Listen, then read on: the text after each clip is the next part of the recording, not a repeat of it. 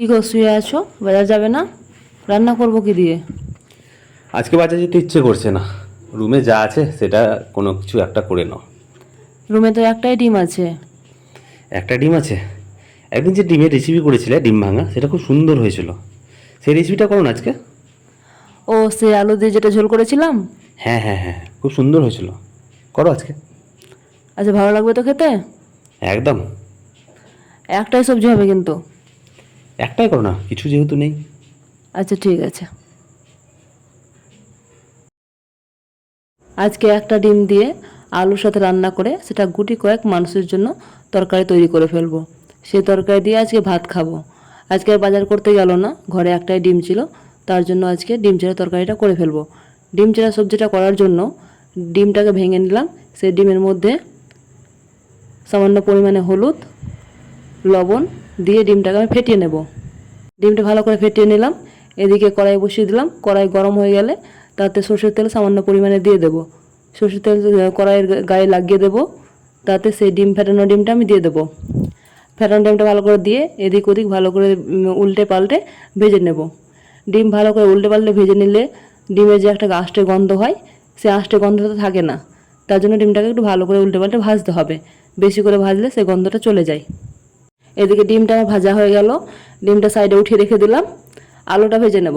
তার জন্য আমি আবার কড়াইয়ে সরষের তেল দিয়ে দিলাম, তাতে গোটা জিরে দিয়ে দিলাম। আগে থেকে কেটে রাখা ধুয়ে রাখা আলুটাকে দিয়ে দেব।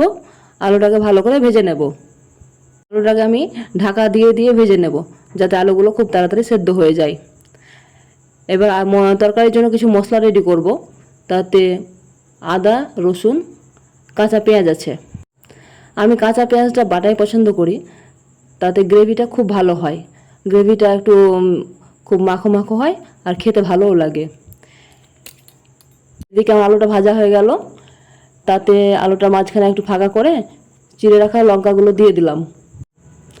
লঙ্কাগুলো ভালো করে আবার ভেজে নিয়ে যে মশলাটা বেটে রেখেছিলাম সেই মশলাটা দিয়ে দিলাম। মশলাটা একটু নাড়াচাড়া করে তার মধ্যে আবার গুঁড়ো মশলা দিয়ে দেবো। আলুটা আর ভেজে তুললাম না, তার মধ্যে মশলা দিয়ে দিলাম। তাতে আলুটা ভালো করে সেদ্ধ হবে আর মশলাটা খুব তাড়াতাড়ি রেডিও হয়ে যাবে, রান্নাটাও খুব তাড়াতাড়ি হয়ে যাবে। তার জন্য সেই আলুর মধ্যে মশলাগুলো দিয়ে দিলাম। এবার গুঁড়ো মশলা দেবো। হলুদ গুঁড়ো দিলাম, সাথে আমি জিরে গুঁড়ো দিলাম, ধনে গুঁড়ো দিলাম। এবার পরিমাণ মতো লবণ দিয়ে দেবো। সব কিছু ভালো করে নাড়াচাড়া করে সেই মশলা ধোয়া জলটা দিয়ে দেব। এইভাবেই আমি আস্তে আস্তে ঢাকা দিয়ে মশলাটা ভালো করে কষিয়ে নেব। মশলাটা আমি আলাদা করে কষাতে পারতাম, তবে এইভাবে রান্না করলে সময়টা অনেকটা বাঁচে, খুব তাড়াতাড়ি রান্নাও হয়ে যায়, আবার খেতে ভালোও লাগে। তাই জন্য এভাবে আলুর সাথে মশলাটা কষিয়ে নিলাম। আস্তে আস্তে নাড়াচাড়া করে ভালো মতো মশলাটাকে আমি কষিয়ে নিলাম। ঢাকা দিয়ে দিয়ে মশলাটাকে কষাচ্ছি। এদিকে আমি ভাতটা চেক করে নিচ্ছিলাম, ভাতটা আমার কত দূর হলো। পাশেই ভাত হচ্ছিল। মশলাটা কষানো হয়ে গেলে যতটা আমি ঝোল দেব ততটা জল দিয়ে দেবো। জলের পরিমাণ যে যতটা ঝোল খাবে সেই পরিমাণ হবে। আমি যেহেতু একটাই সবজি করছি, আমাকে ঝোল করতে হবে, তাই জলটা একটু বেশি দিলাম। এদিকে আমি ভাতটা চেক করে নিচ্ছিলাম, ভাতটা সেদ্ধ হয়েছে কতটা। ভাতটা আবার নামাতে হবে। ভাতটা দেখলাম সেদ্ধ হয়েই গেছে। এদিকে আমার জলটা ফুটে আসলে সেই অমলেট করে রাখা ডিমটা আমি ভেঙে ভেঙে দিয়ে দেবো। ছোটো ছোটো টুকরো করে আমি ডিমটা ভেঙে ভেঙে দিয়ে দেবো আস্তে আস্তে। আমি ডিমের অমলেটটা বড় করে রাখতে পারতাম, তবে আমার কাছে মনে হয় এরকম ছোটো ছোটো করে ভেঙে দিলেই খুব ভালো লাগে। মশলাটা ঢুকে, লবণ ঝোল সব ঢুকে, খেতে একটু ভালোই লাগে। এবার সুন্দর করে নাড়াচাড়া করে ঢাকা দিয়ে দেবো। ঢাকা দিলে কি ডিমের অমলেটগুলো ভালো বেশ সুন্দর সুন্দর ফুলে উঠে যায়।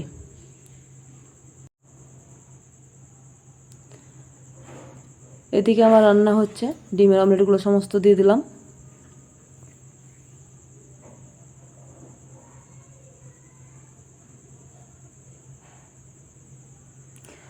নতুন ভিডিও এডিট করছি, তাই কোনো রকম কোনো ব্যাকগ্রাউন্ড মিউজিক দিইনি। আর ভিডিও এডিট করতে একটু সমস্যাও হচ্ছে, ভয়েস প্রথমবার দিচ্ছি, তাই একটু সমস্যাও হচ্ছে করতে। হয়তো আস্তে আস্তে শিখে যাব। যাই হোক, এদিকে আমার রান্না মোটামুটি শেষের দিকে। ঝোলে আমি সমস্ত অমলেটগুলো ভেঙে দিয়ে দিয়েছি। এবার আমি ঢাকা দিয়ে দেবো যাতে ডিমটা ভালো করে ফুটে উঠে যায়।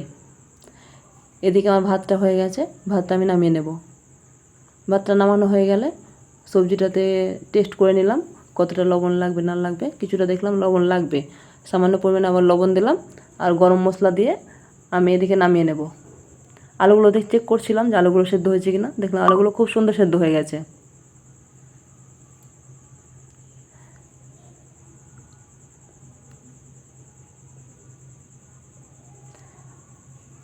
কিছুটা লবণ দিয়ে দিলাম, গরম মশলা দিয়ে দিলাম, সুন্দর করে নাড়াচাড়া করে ঢাকা দিয়ে দেব।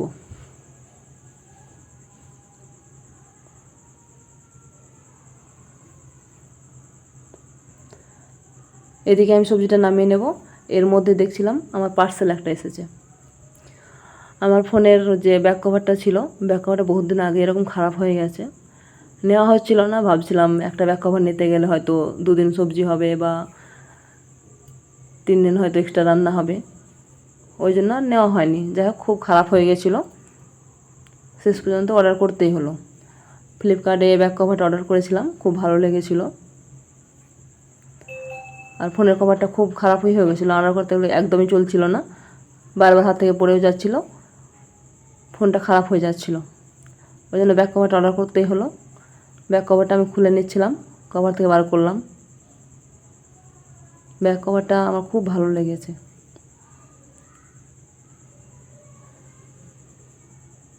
ব্যাক কভারটা এদিকে আমি সেটিং করছি।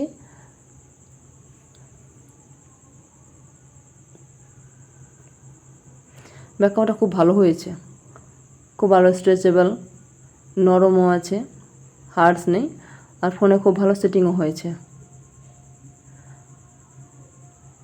ফোনটা আমার নতুন হয়ে গেল ব্যাক কভার লাগিয়ে, মনে হচ্ছে না আমার ফোনটা পুরনো, একদম নতুন হয়ে গেল।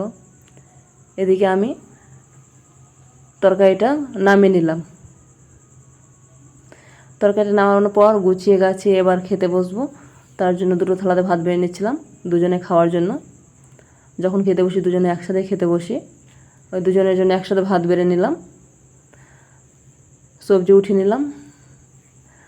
সবজিটা খুব সুন্দর লাগছে, কালারটা খুব সুন্দর লাগছে, আর খেতেও খুব সুন্দর হয়েছিল। এবার দেখি তার খেতে কেমন লেগেছে, তার কাছ থেকেই সুন্দর একটা বাইট নিই। সবজির রঙটা তো খুব সুন্দর হয়েছে, নিশ্চয়ই খেতেও খুব সুন্দর হবে। দেখি, এবার মুখে পুড়িয়ে নিই একটু।